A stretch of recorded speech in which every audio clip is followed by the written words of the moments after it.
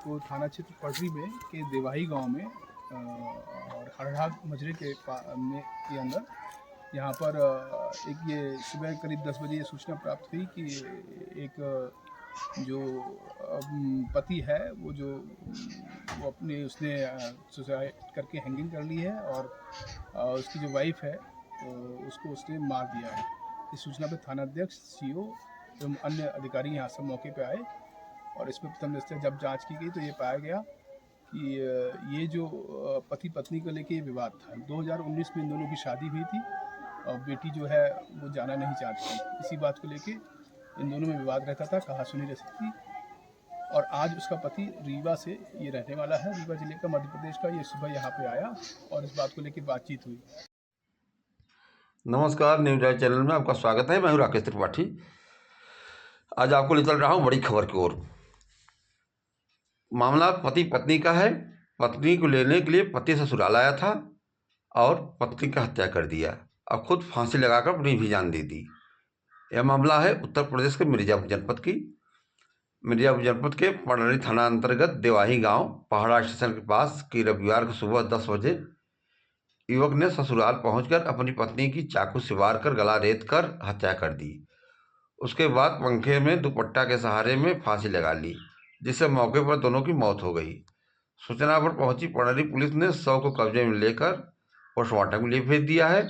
जानकारी के अनुसार शेषमणि निवासी देवाही थाना पटरी की पुत्री रेणु 25 वर्ष की शादी 2019 मई में सूर्यभान उम्र 30 वर्ष निवासी धर्मपुरा थाना शाहपुर जिला रीवा मध्य प्रदेश में हुआ था।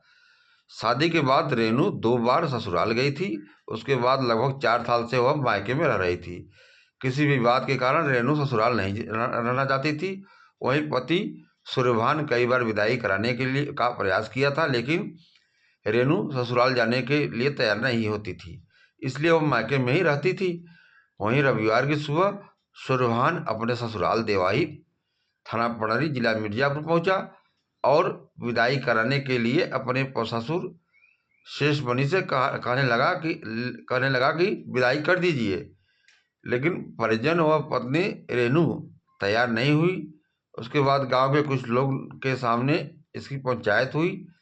पंचायत में रेणु ससुराल जाने को तैयार नहीं थी।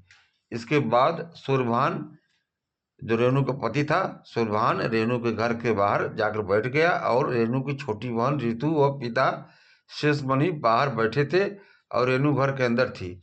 जैसे रेणु की छोटी बहन रितु खाना बनाने के लिए दुकान पर सामान लेने की जाने लगी, वैसे ही सूर्यभान मौके का तलाश देख घर में घुस गया और अंदर दरवाजा बंद कर लिया। उसके बाद रेणु के ऊपर चाकू से हमला कर दिया, जिससे रेणु जोर जोर से शोर मचाने लगी, लेकिन दरवाजा अंदर से बंद होने के कारण सूर्यभान ने रेणु के ऊपर चाकू कई बार किया।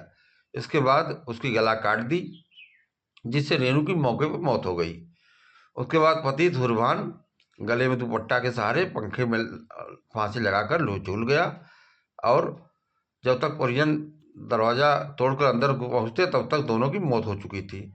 पिता शेषमणि घर पर रहकर मजदूरी करते हैं। उनके 2 पुत्र 3 पुत्रियां थी। रेणु दूसरे नंबर की पुत्री थी। पहली पुत्री की शादी भी मध्य प्रदेश में हुआ था। वही दोनों पुत्र बाहर रहकर मजदूरी करते हैं। बता दें कि सूर्यभान घर से ही कमर में रस्सी से बांधकर चाकू लाया था। जब पुलिस सूर्यभान के शव की तलाशी ली तो उसके कमर में चाकू का म्यान मिला, जिसे सूर्यभान बड़े मजबूती से बांध रखा था, जिसे पुलिस ने कैंची से काट कर बाहर निकालकर कब्जे में ले लिया तथा घटनास्थल चाकू भी प्राप्त कर लिया। आगे आप देखिए अपर पुलिस अधीक्षक का मीडिया से बात करते हुए बयान।